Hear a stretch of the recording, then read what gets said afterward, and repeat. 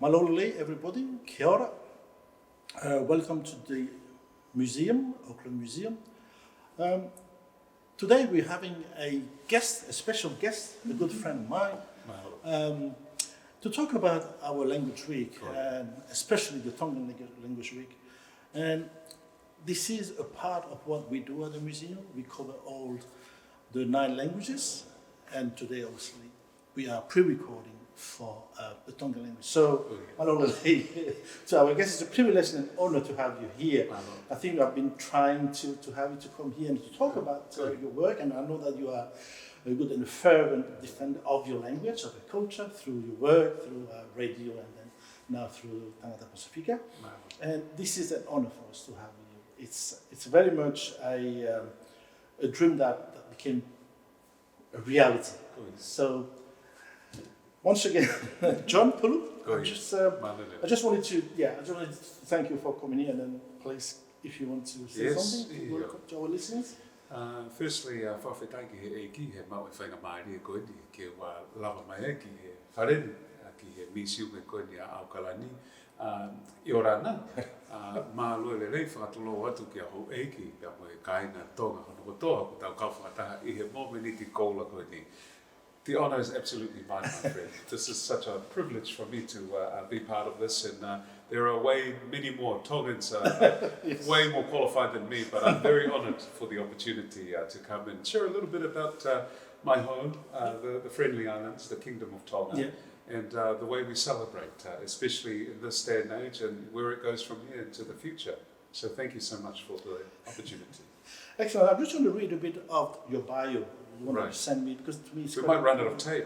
Yes, I know, but it's okay. He's got a backup. So, John Pulu, television, radio broadcaster, John Pulu, or JP, is from Holopeka, Ha'apai, and Kolomotua, Nuku'alofa Kingdom of Tonga. John caught the bug of the media industry after joining Tagata Pasifika in 2005. You then graduated at AUT with a Bachelor of Communication Studies, majoring in television in 2009. And you are particularly passionate about utilizing the media as an outlet to convey the rich culture and heritage of Pacific people. And voila. That's what you're saying. And you're saying here, I am a firm believer that Pacific people deserve to be served by and represented in the media, highlighting social issues affecting the community. So you grew up listening to Tongan music, especially compositions from Her Majesty Queen Sālote. That's right. That help you pick up the language and learn new words. Absolutely. Thank you so much for that introduction. So, John, can you tell me about your upbringing? From Tonga, you came here at a young age, following your family, I guess. So, can you tell me about how was the transition from Tonga to here? Because what I'm looking at is that, as I said, you're going to have a performance, and also it will be the journey of moving from the Friendly Islands to here. So if you want to tell us your story, please. So we left the Friendly Islands in the late 90s. My father came before us. He's a carpenter. So he came to build a church on Whawhana Road in Margaret, Whawhana area. And that's the reason why we came here. Like many other families, we all came here looking for a better future and whatnot. And the reason for us to come here was because of my father's work. So we've been based in South Auckland and very proud of it. It's still there. Ever since. And we started off in Māngere, the gateway to Aotearoa. And then from there we moved to Little Tonga, Otahu. Otahu, yes. So we've been there ever since. So my family, my church, basically my community is there. And I think that's so important, for people in terms of retaining the language. For me, I live and breathe it every day. The food I eat is Tongan. Obviously, look at my physique. The profile you I love wearing our traditional attire. Probably not in winter time. It's a bit cold. But it's a huge honour for me to, I guess we're kind of being ambassadors for our language and culture when we're meeting other people. We go places and they can differentiate us from other Pacific people. We can tell Tongans wear the ka'avala or the waist mat and the kia for the females. From our brothers from Samoa and Fiji as well. But I think that's been so important for me to retain and use my language. It's because I live and breathe it. And at home, it's all Tongan. My mother doesn't really speak English, so that really helped me. So that was the main and mode of communication was to use the language. So we were kind of, that was the only option. And then when we leave the house, then we, use English, obviously to get by with work and whatnot. Well, I still try and get by with English. We all try, aren't we? Yeah. But and then just fortunate enough to work in organisations that cater for our Pacific community. So with the work that I do at Tagata Pasifika, we cover issues relating to the Pan-Pacific community, not just here in Aotearoa, but across the globe. And then also with the work I do on the radio, that's specifically for the Tongan community, but there are other programs as well. So it's I think this is my calling from God, to do my bit here and hopefully help others learn and pick up the language. I think we all have a good guide up there, to look after us, to guide us. One of the things I wanted to talk specifically with you is what they call it, the vitality of the language. As we were talking earlier, is that when you have a good base, you can a good foundation, you can build on it. And in your line of work, as a Tagata Pasifika, I was asking you, when you invite interviewees, do you sense that the younger the interviewees, the more chance there is that the more, or maybe it's a sign that the language is being kept alive because this new generation is keeping up. Whereas if you always have, not that it's a wrong thing, but if you always have an older generation, people start to think, oh, where is the new one? Yes. So do you have that in your line of work? When you invite people around? Absolutely. And language is evolving and changing. We've added new medical terms because of COVID-19. Yes. Like the word mask. We didn't really usually have a full medical mask.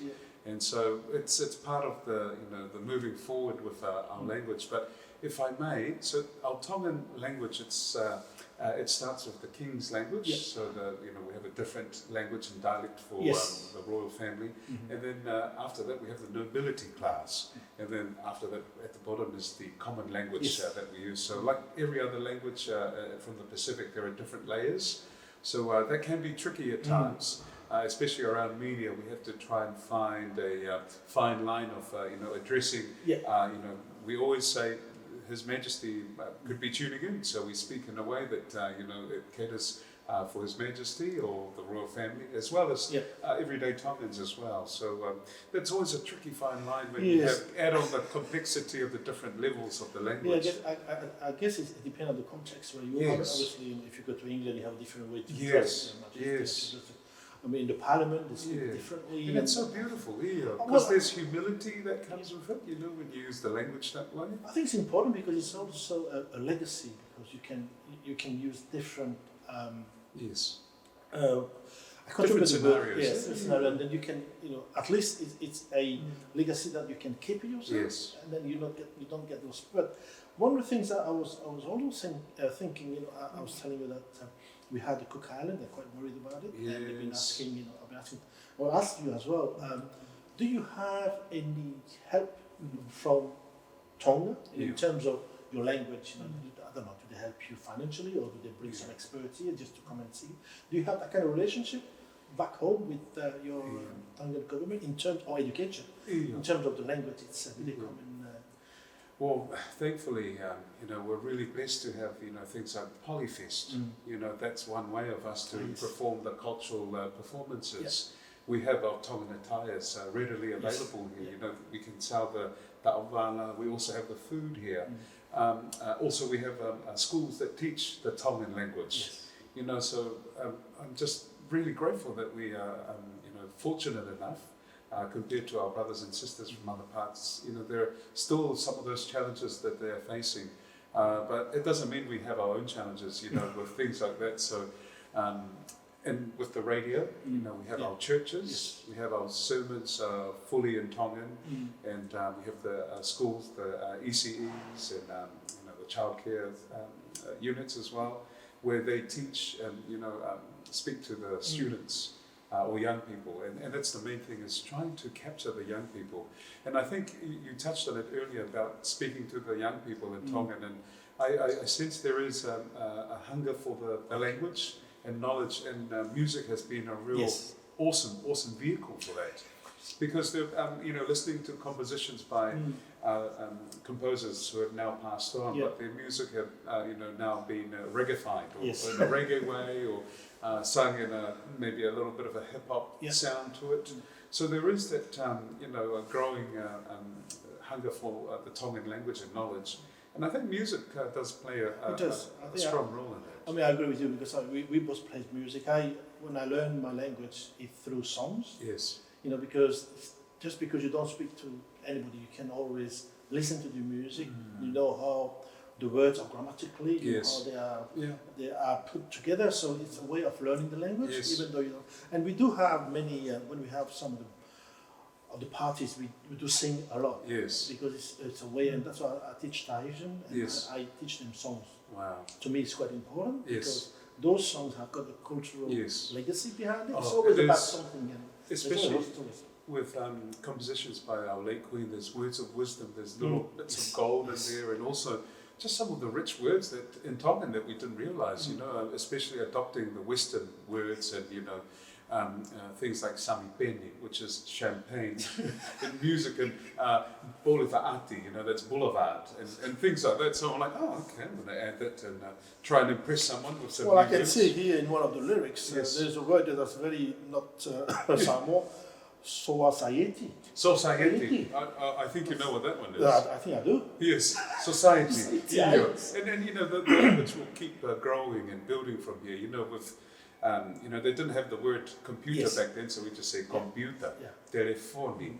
Telefoni to'o for mobile phones. That's the phone. Speaking of it, that's someone really right now. That's right. So it's awesome to see it, but I think we have to do our best not to downgrade the richness of the language as well, because what's happening right now is, we're falling into the text language, when we break down, words. Yes. And I think it's good for quick communication, but at the same time we have to be, cautious with how we use it, because otherwise we just break down words. Well, it's right. Cutting corners doesn't really help, because you lose a bit of the. Oh, and there's a depth of knowledge, and that comes with it. We're talking about telephone. We call it Vinny, because Vinny is the son of a little bird.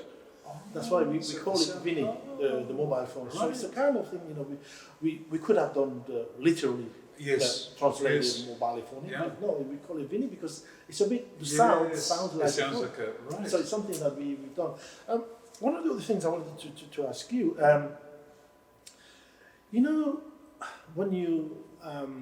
when you go to, do you miss the island itself? Because when you go absolutely, because when especially when it's winter and it's cold, I want to go to somewhere warm and go for a swim and have all the fresh air. But my family mostly. When you go back to Tonga, because the context is different. You are in your land, on your whanua, and you do miss as well. You hear more Tongan, I guess, around you. Yes, and that's helpful. Oh, I know where I am now because this is where I belong. So you have this kind of. And you feel that when you go away from home for a bit too long. I've been fortunate enough to go to the Middle East, and I play my Tongan music. It just reminds me of home. It's things like that. So and that's another thing. Music, you can take it anywhere, and wherever you are, you could. I played my Tongan music the first time I went to New York, and it just felt like I was at home. You get a little bit homesick. And I think music is one of the things that bring people together, because whoever we are, always have one song that we love. Song, it's different. It's and then everyone sings it. It's different for everybody, but it is music. So that's you're right. Music is very. It breaks down barriers. It does. It does. One of the last questions I wanted to ask you. For what would be your advice, for people who are minority languages, because that's what we are. What would be your advice in terms of not losing the language, not being, because obviously the influence of English and other dominant languages is always there. Living in New Zealand, even though Otahuhu is a bit of Tonga, there's always the influence of English in there. So what would be your advice? I know we were talking about church. The church is at the basin. That's where you go and listen to people and then have the word of God coming to you. But is there other kind of avenue that you would... We say in Tonga, go uraki loki ako, the first classroom is home. And I know that's used a lot of the time to reference, that's the first classroom you learn at home. And I think that is so vital, start at home with even the everyday language communication, even if it's little things like alo tagutu he sea, sit down on the seat, please clean up the table, like there. So these are just some little, little bits of gold we're adding into our everyday conversation. Listen to our radio programs, that's one way of learning as well. Sign up to the free language classes. And it's not only physical, but you can be there virtually as well, so you can do it from anywhere. And please don't be afraid or too shy to people who are learning the language and making a mistake. I'd rather than at least they're making an effort to pick up the language. They're not doing it at all. Maybe all the different radios of PMN that are offering all the main languages. Yes. There are some out there. There are some. We're waiting for Tahiti. Yes, so am I. So I'm hoping to be there when it opens. But I was just saying that there are some outlets where we can all go, as you said, we can learn language. It's already the material is there, it's on offer. I think it's up to the people to go towards it. Sometimes I don't know if it's laziness or it might not be important. And it's never too late to learn. It's never too late. And I'm trying to pick up another language, Fijian as well, being part Fijian. So don't think it's too hard. It's readily available. The people. That's right. You'll go down to different parts of South Auckland or wherever here in Auckland. There's always classes. There's always people you can reach out to. So I highly encourage our community, and not just Tongan, but other people who are trying to reconnect with their culture and using reo to do that. It's never too late. Yeah. Here we I'm are. still trying to learn English. Aren't we all? Here we are, dear audience and listeners. Oh dear, we've come John to that Pulu part. Here we come to the crush, the crunchy part of this. We were talking about music, and we're going to perform, being led obviously by our guests here, a song which is a Tonga from John Pulu, and if you want, he's going to explain a bit what the Tonga is all about. So Her late Majesty Queen Sālote III was very well known for her compositions, poetry, laka laka, dance and music. And one of her compositions is called The Jewel of the Pacific, Siueri o Pasifiki. And it's a bit long in verses, but she basically compares different parts, islands in the Pacific, Fiji, Samoa, as well as Hawaii. But her heart is still in Tonga, her jewel of the Pacific. Siueri o Pasifiki, not biased at all, not biased at all. I think you forgot to mention Tahiti, but it's all right. That was the surprise, but there you go, you've given it away. So I chose the song because there's reference to Papeete in Tahiti. So we're going to sing.